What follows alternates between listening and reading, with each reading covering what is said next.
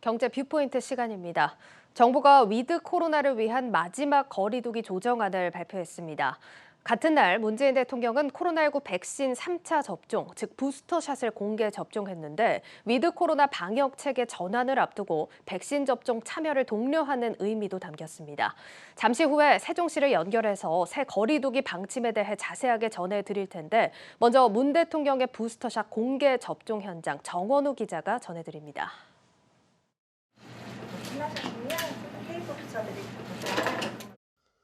문재인 대통령과 부인 김정숙 여사가 오늘 오전 국립중앙의료원을 찾아 코로나19 3차 백신 접종, 부스터샷을 맞았습니다. 1, 2차에는 아스트라제네카, 이번 3차에는 화이자 백신으로 교차 접종을 했습니다. 지난 4월 30일 2차 접종 이후 부스터샷 접종 조건인 6개월은 지나지 않았지만 G20 등 외교 일정을 감안해 앞당겨 접종했습니다. 문 대통령 부부는 지난 1, 2차 때도 백신을 공개 접종했습니다. 부스터샷도 조기에 공개 접종을 하면서 위드 코로나의 마지막 퍼즐인 백신 접종 참여를 독려하는 차원도 있습니다. 이날 국내 코로나19 백신 접종 완료율은 전 국민의 62.5%로 방역 체계 전환의 목표치인 70%가 머지않았습니다.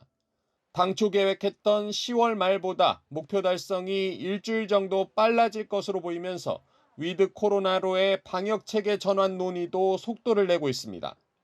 방역 당국은 다음 주부터 수도권의 모임 인원 제한을 8명으로 완화하는 등 새로운 사회적 거리두기 방침을 발표했습니다. 한국경제TV 정원우입니다.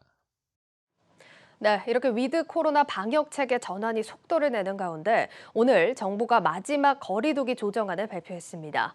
아시다시피 감염 유행 규모는 좀처럼 줄어들지 않고 있지만 백신 접종 완료자에 대한 일부 방역 완화 혜택을 통해 경제 숨통을 틔우겠다는 계획입니다. 오늘부터는 새로 세종시 주재 기자로 나간 한창률 기자와 경제 뷰포인트 함께 하도록 하겠습니다. 화면에 연결이 되어 있는데요. 한 기자 안녕하십니까? 네, 안녕하세요. 예, 저희가 오랜만에 방송 출연으로 알고 있습니다. 매주 네. 금요일 이제 함께 해주시게 됐는데 준비하시는데 좀 어떠셨어요? 네, 좀 어색함도 있었고 낯설기도 했습니다. 근데 이제 행정수도 세종시에서 이제 앞으로 시청자 여러분들께 대한민국 경제정책 방향을 쉽게 설명해 드릴 수 있도록 노력할 예정입니다. 많이 응원해 주십시오. 예, 알겠습니다. 저희도 잘 부탁드리도록 하겠습니다. 자, 그럼 주제 본격적으로 좀 살펴보도록 할 텐데 오늘 코로나 신규 확진자가 1,700여 명 가까이 되는 상황입니다. 정부가 오늘 마지막 거리두기 조정안도 발표를 했는데 위드 코로나로 가겠다 이런 의사를 밝힌 거네요.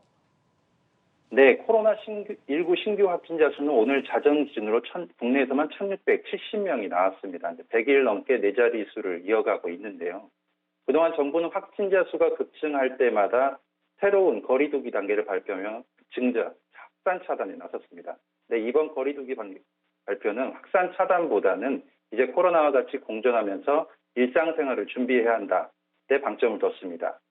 2주 뒤인 다음 달부터 이제 단계적 일상 회복을 위한 준비를 하게 되는데 이번 징검다리 기간에 어떤 방역 조치가 가장 적절한지 고민한 결과로 볼 수 있습니다. 예, 사실 거리두기 단계가 발표가 될 때마다 방역이 우선이냐, 경제가 우선이냐 이 부분을 두고 사회적 의견 충돌도 많았습니다. 이번에는 접종 완료자를 중심으로 인센티브를 확대한다고 하니까 경제 살리기에 중점을 둔 것 같습니다. 네, 이번 거리두기 단계에서는 접종 완료자에 대한 인센티브를 늘렸습니다. 이제 모임 인원수 제한을 좀 늘렸는데요. 4단계 지역 같은 경우는 미접종자를 포함해서 최대 8명까지 늘렸고 3단계 지역에서는 최대 10명까지 모임이 가능해졌습니다. 또 현재 식당과 카페에서만 완화된 인원 기준을 적용했는데 다음 주부터는 모든 다중이용시설에서 동일하게 적용하기로 했습니다. 스포츠 관람 좋아하시는 분들께서는 좀 희소식일 것 같습니다. 그동안 4단계 지역에서는 무관중으로 진행됐던 이제 프로야구 같은 실외 스포츠 경기는 백신 접종 완료자에 한해서 전체 수용 인원의 실내는 20%, 실외는 30%까지 입장이 가능하다고 합니다. 위험도가 낮은 시설인 독서실, 영화관, 공연장 같은 경우는 밤 12시까지 일단 영업을 할 수 있고요. 결혼식 같은 경우는 접종 완료자를 포함해서 최대 250명까지 그리고 종교활동 같은 경우는 접종 완료자에 한해서 예배할 수 있는 참여 인원수를 늘려주기로 했다고 합니다.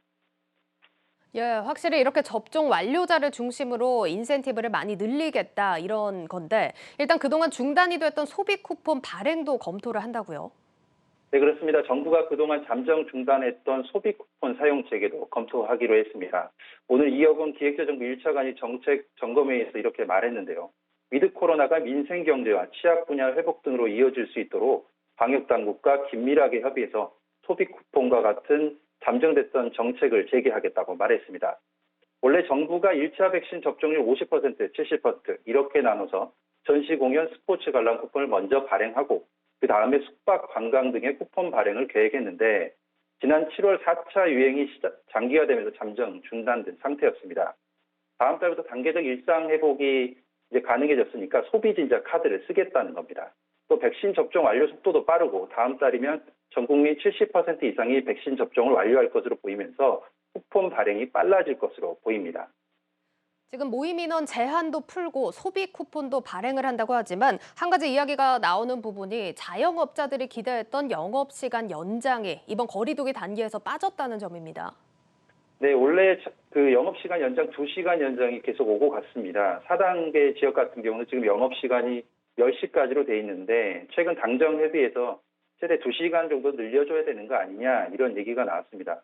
그런데 오늘 방역대책본부의 얘기를 들어보면 현재 확진자 수가 급격하게 줄어들지 않고 있고 또 4단계 지역인 수도권 지역의 확진자 수가 80% 이상을 차지하고 있다고 합니다. 그래서 좀 더 지켜봐야 된다 이런 입장을 보였습니다. 여기다가 다음 달에 이제 수능 시험이 치러지는데요. 수험자를 고려한 부분도 있다고 설명했습니다. 예, 사실 영업 시간이 늘어나길 기대했던 자영업자들 실망이 좀 클 것 같다는 생각이 드는데 그래서인지 지금 자영업자들 단체 행동도 예고를 했다고요. 네, 자영업자들의 입장을 들어보면은 이제 정부에 강하게 압박을 했는데 2시간 안 늘려주니까 이 부분에 대한 단체 행동을 다시 예고했습니다. 이와 관련해서 이제 자영업자 비상대책위원회 입장을 한번 들어봤는데요. 한번 보시죠. 이거는 저희가 거리두기 완화라고 보여지지는 않고요. 백신 인센티브 이 부분만 좀 완화가 된 부분인데 사실 저희가 뭐 주장하는 거는 이제 온전한 뭐 손실 보상하고 이제 시간 제한, 인원 제한에 대해서 완전 폐쇄 있잖아요. 저희가 이게 안 되면 20일 날 총 걸기 말씀을 드렸었는데 정부는 이번 거리두기 단계가 마지막이길 희망한다고 하고 자영업자들은 더 이상 버티기는 힘들다고 하고 있습니다. 사회적으로 타협점을 잘 찾아서 다음 달부터는 단계적 일상 회복에 들어갔으면 좋겠습니다. 오늘 경제 뷰포인트 여기까지입니다. 지금까지 세종시 한창률 기자와 함께했습니다. 한 기자 고맙습니다. 네, 감사합니다.